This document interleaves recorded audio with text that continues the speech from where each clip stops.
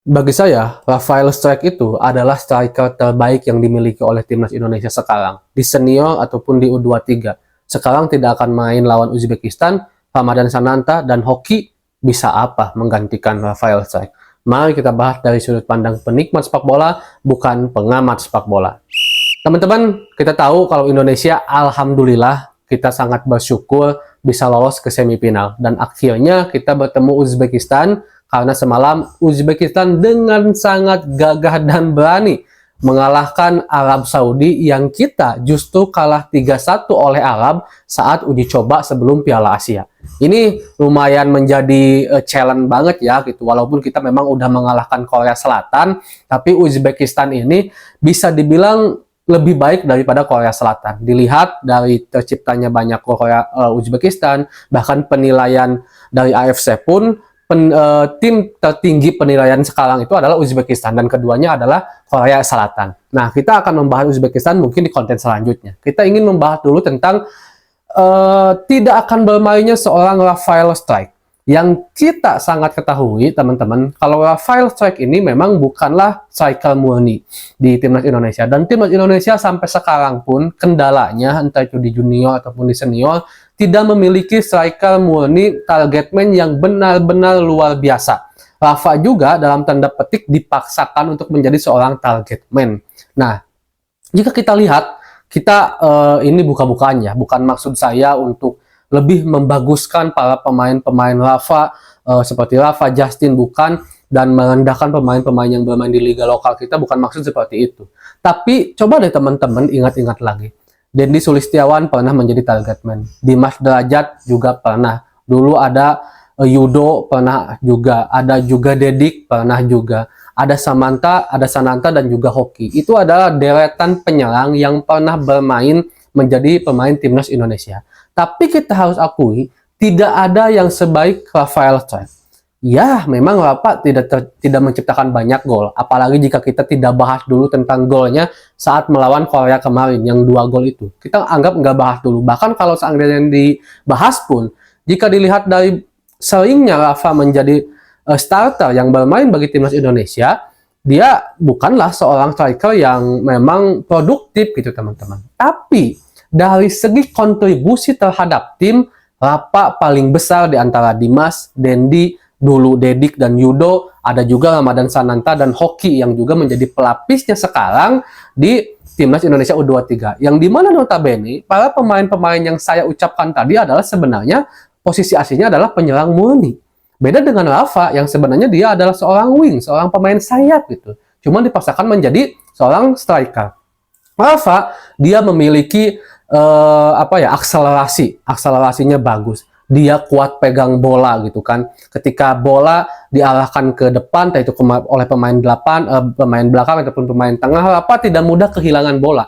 Ini yang sulit dimiliki oleh striker timnas Indonesia yang lain, oleh Sananta, oleh Hoki, oleh Dimas Derajat, oleh Dendi Sulistiawan di timnas senior. Susah banget, nggak ada yang kayak Rafa. Rafa pandai mengatur ruang. Bahkan beberapa kali ketika Rafa harus turun ke belakang, tidak jarang Rafa lah yang membawa bola dengan liukan-liukannya, membawa lolos bola itu dari pertahanan kita sendiri. Dan Rafa juga memiliki akurasi tendangan, kepercayaan diri yang bagus juga, yang itu juga sekali lagi belum dimiliki oleh para striker-striker lain.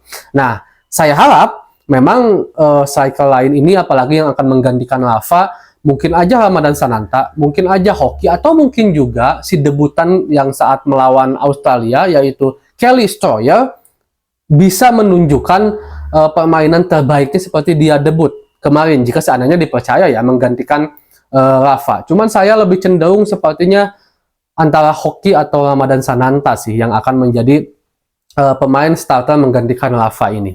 Nah, dengan kekumplitan Rafa tadi yang saya ucapkan, jelas kontribusinya terhadap timnas Indonesia ini sangat besar. Beberapa kali ketika bola akhirnya dialirkan ke Rafa bisa menahan bola, dia bisa pegang bola lebih lama dari pressingan tim-tim lawan, sehingga menunggu rekan-rekannya yang memang masih ada di belakang atau di tengah untuk maju ke depan, untuk membuka ruang, dan akhirnya Rafa ngasih lagi bolanya.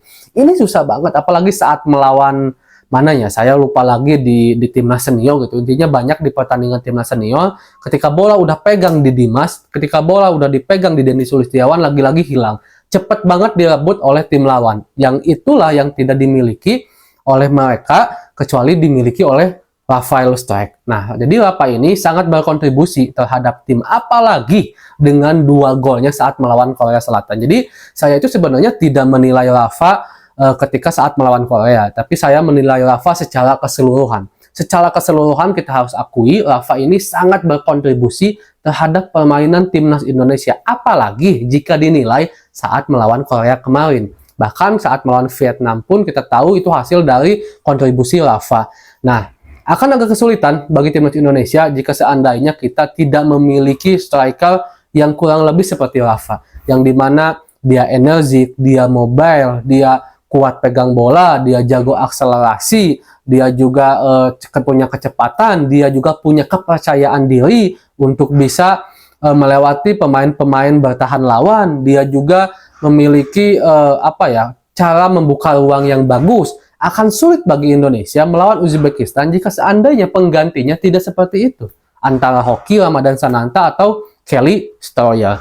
Nah, saya sangat-sangat berharap teman-teman penggantinya Rafa ini saat melawan Uzbekistan, saya berharap seenggaknya bisa memberikan kontribusi yang baik untuk timnas Indonesia. Karena kita tahu kan, kalau ini adalah pertandingan yang penting, pertandingan yang akan membawa kita apakah lolos ke Olimpiade tanpa harus mengikuti playoff atau enggak. Dan mungkin jika seandainya ada yang belum tahu, Rafa enggak bisa ikut itu karena akumulasi kartu ya teman-teman.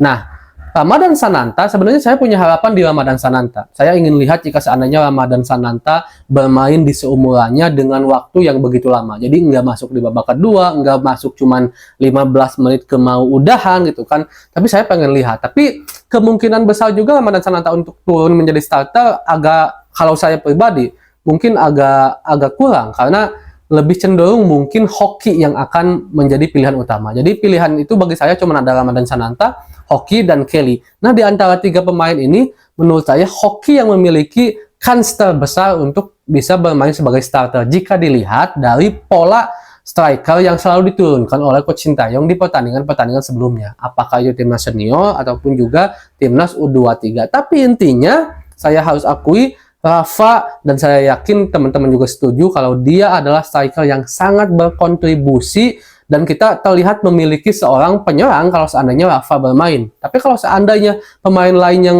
bermain di barisan penyerang, itu kayak gimana gitu, pegang bola lepas.